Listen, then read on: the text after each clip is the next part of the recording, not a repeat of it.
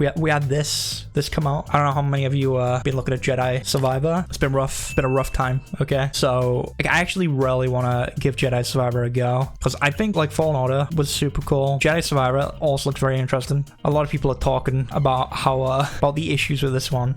So Star Wars Jedi Survivor came out, port not great. I think even on consoles it was performing pretty poorly, and they dropped this statement being like, Jedi Survivor isn't performing to our standards for percentage of PC players, in particular those with high-end machines or certain specific configurations. And I mean, it's one thing for, you know, it not to run well on some like weird mid configurations, but like for it to be on high-end configurations or high-end machines, for it to not perform well, not great. For example, players using cutting-edge multi-threaded chipsets designed for Windows 11 were encountering problems on Windows 10. The multi-threaded chipset, I don't know why that's like I don't know. Or high-end GPUs coupled with lower performing CPUs also saw unexpected frame loss.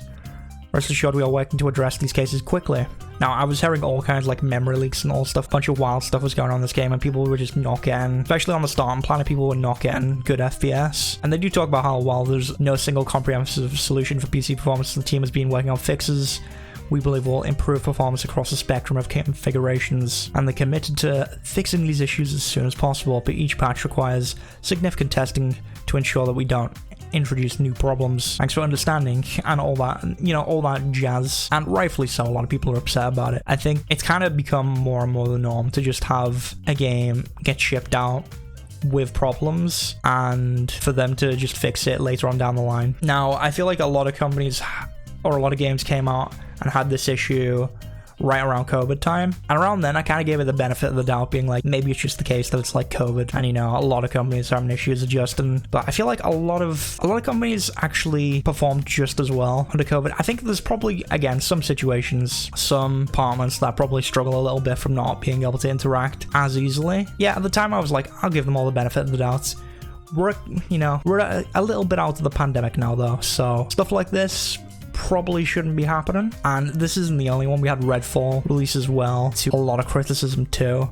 I don't know if I have the article for that one up here. I could pull that up. Redfall we might talk about more, because I think the Xcast got like Phil Spencer on to talk about like the state of Xbox at the moment, which is really interesting because they just had like the UK block the Activision Blizzard deal, and Redfall released to a lot of criticism. I think the thing with a lot of these AAA games now is they release in like an early access state, and then they kind of just push it out, people buy it, and then they expect people to like just hold on to the game while they fix it later on down the line. And I think it works for the most part. I think most people are just gonna buy the game anyway, and they'll deal with the problems, and then usually within the first week a lot of the issues are dealt with, but then some of them last a lot longer. In my mind, I feel like they must have like a sense of, it's got to be the case where they're like, okay, only X% of people are gonna crash on launch, or are gonna have like game-breaking bugs throughout their experience,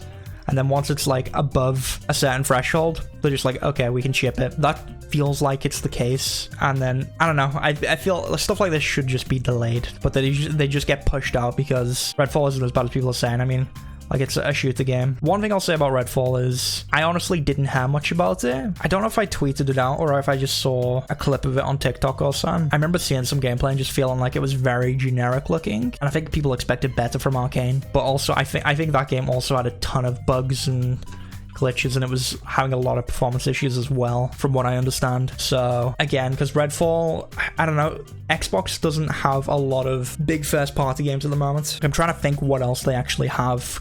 Like Starfield, maybe is going to be a big one for them. That's the only one I can think of coming up, and that probably needs to do really well because they've not really had any massive lately that I can think of. But yeah, that's an interesting one. I don't know if this talks about it more. I saw this article and they were talking about how there was like I think this mentioned like 6 games came out this year, and they've all been really poor on launch. I mean, to be fair, Hogwarts Legacy also had a ton of performance issues on launch. I feel like everyone was having issues in Hogsmeade when that game came out. It's become kind of the norm. It was the norm before, COVID as well. I think this has been an issue for a long time. Oh, there's there's a Mega 64 video. Hold on, let me see if I can find this. This is going back a little bit. I'm sure Mega 64 did a video on this. Hold on, Mega 64 broken release. I don't know what it was called. What's it? They did like a skit on it. Release dates. I think this is it. Hold on. I think they were told many different things while they're making it, so it was sort of generic in the whole process. Yeah, I think it probably suffered a lot. I mean, personally for me, I don't really like looter shooters that much, so it's even worse for me. Like, I think looter shooters, like stuff like Borderlands and Destiny, they're fun with friends. I don't find them very entertaining on my own though. But like, even so, I think Redfall looked very generic, and then it was like saddled with a bunch of other issues as well, so that really suffered. I'll probably talk more about Redfall tomorrow. I'll like add that to the list of stuff we can talk about, because I kind of want to watch the Xcast with Phil Spencer where they talk about Redfall. I don't know if Redfall put out like a I don't know if they put out like a statement on the state of the game, but the Xcast we might watch. We might actually do like a big react to that or something. Anyway, hold on, let me pull this up. I think this might be what I think it is. This video came out 6 years ago. I'm trying to think what games came out broken around then. Watch Dogs? Was Watch Dogs around then? Assassin's Creed Unity? Again, this has kind of been a trend for a while. Hold on, this might be. Let me check. This is a good video. Okay, still relevant today. If it's the video I think it is. New from the video game industry, the play date.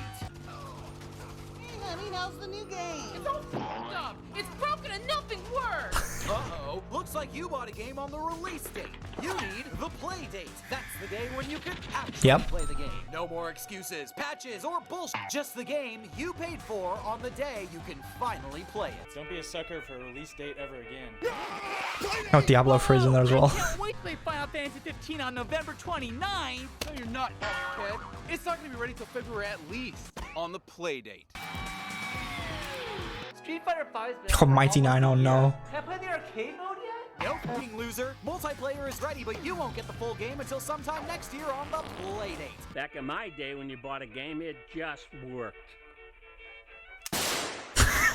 The release date. What? I don't get it. How's the play date different from the release date? Moron! The release date is the day you release your money to the game creators. The play date is the day you can actually bask in the glory of a Yeah, there's Unity. Doesn't that sound like No Man's Sky. No way! You buy the game in advance, and the publishers get paid. It's win-win. Oh, now I get it. I love when games deliver what they promise. I love video games. Oh, Arkham City. Like Capcom. Money. Arkham Knight, sorry. Not City. So don't miss it. Coming to a video game near you, the play date. Give us your money now. Money. Yeah, Mighty number 9. So Mega 64 somehow make like a lot of their videos are like very relevant still today. Like there's probably some older ones that probably reference stuff that still happens now. I think they made one that was like the quadruple A game, and I think quadruple A has become like a term that some companies have actually used. But I think that's pretty much become a very much the standard. Hey, we push the game out and then we fix it later on down the line. I think it is just the case of people probably shouldn't pre-order the games. But then again, with stuff like Steam now, you can refund after 2 hours.